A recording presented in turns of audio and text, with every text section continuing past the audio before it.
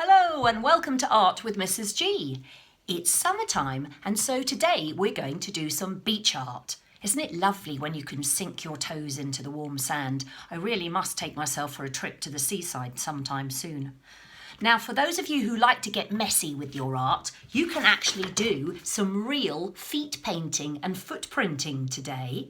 But for those of you that prefer not to get so messy with your art, you can also draw your feet, you can draw your footprints, and you can draw a pair of flip-flops. So there's lots of choices. You can work with paints or pens or crayons or a mixture of everything like I have today. So let's get cracking. Position your feet on a piece of white paper. Take a pencil and very gently and carefully go around the outline of your foot, making sure to show every single toe bump and taking your time to join the line up at the end as neatly as you possibly can. When you've drawn around both feet, take a rubber and tidy up any messy lines and just make sure that the outlines are as neat as you can possibly get them.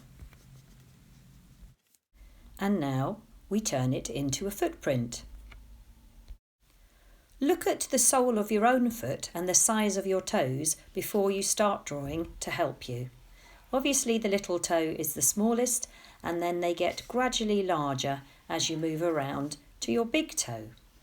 And then, of course, a footprint in the sand does not show your whole foot. So you now need to outline the part of the sole of your foot which would be pressed into the sand, leaving a print, as you can see here.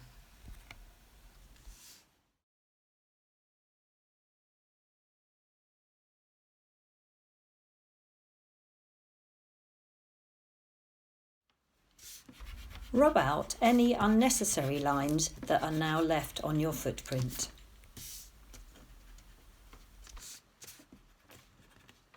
Another option is to draw the top of your feet in your artwork. Take a good look at your feet first.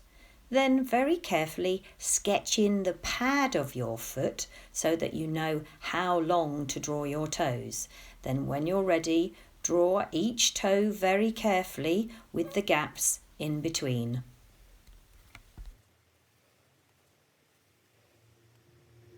And now you're ready to draw your toenails in.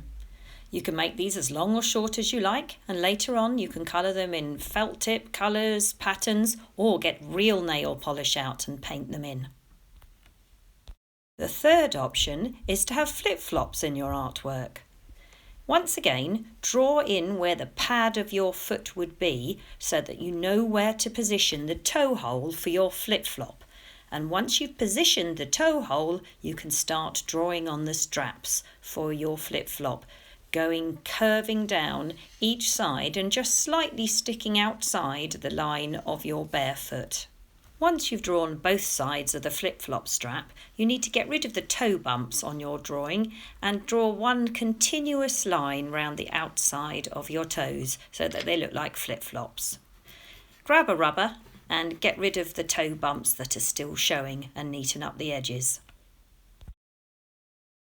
If you really want a challenge, you can draw your feet on your flip-flops. Now it's time to get some colour onto your drawings, or you might be waiting to do some mucky fun footprinting. Painting is a quick and easy way to colour in the footprints that you've created. Use shades of brown and tan and yellow. When it's dried out, cut carefully around the outline of the foot and the toes. And then you can fill the gaps in between the toes in yellow to match your sandy beach. I'm going to use pencils and crayons to colour in the top of the foot, and here you can see me just trying out different crayons and pencils to see what they look like first for skin colour.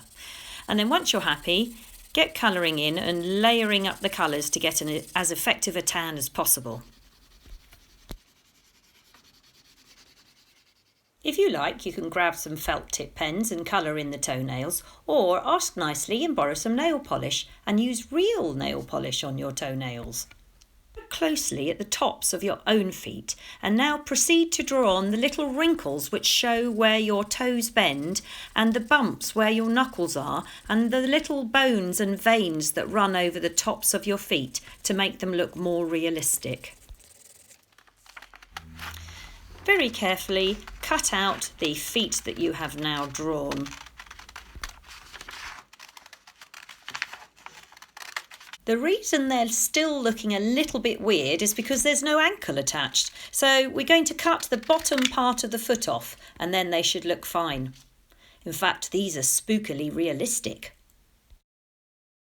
The final option was to design flip-flops instead in whichever crazy patterns you like, and then cut them out too. Time to create your beach scene. Position the feet and draw the water's edge above with 2 parallel wavy lines. Use a pencil to draw some fish in the sea, some starfish or some shells on the edge of the beach. And then colour them in crayons as solidly as possible so that when you paint later you will still be able to see these creatures. I decided to draw a multicoloured scallop shell just on the edge of the water as if the person had stopped especially to pick it up. Paint the beach in shades of gold and brown and tan with a few little wrinkly marks here and there that you usually see in the sand, or if you're using pencils and crayons you can use the side of them to get a nice rough effect. Make the edge of the beach, where it meets the water, much darker brown and leave a strip of white just above. Remembering to leave a strip of white just above the brown, take a broad brush or use your pencils and pens and create stripes of blues and greens and whites for the water above.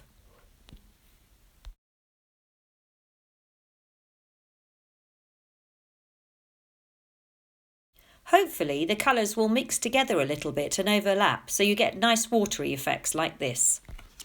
Finally, you can take your flip-flops and position them carefully onto the picture and glue them down, or take the footprints which you created earlier and put them on. You could always add some more shells around them. Or if you've done the top of your feet which you've cut off, you position them at the bottom of the page and you can add more shells and things to your scene. If you're a messy pup like me, you can enjoy painting the bottom of your feet. Practice on a piece of rough paper first before you do the real thing, and then print your feet very carefully, making sure to press down really hard. Have some newspaper and some other paper around to stand on when you swap your feet. I'm pretty pleased with these. I think they look quite realistic, don't you? Which version of the art did you like most? So, if you enjoyed my art lesson today, please like it and share it and subscribe to my art channel, and I hope to see you again soon. Take care.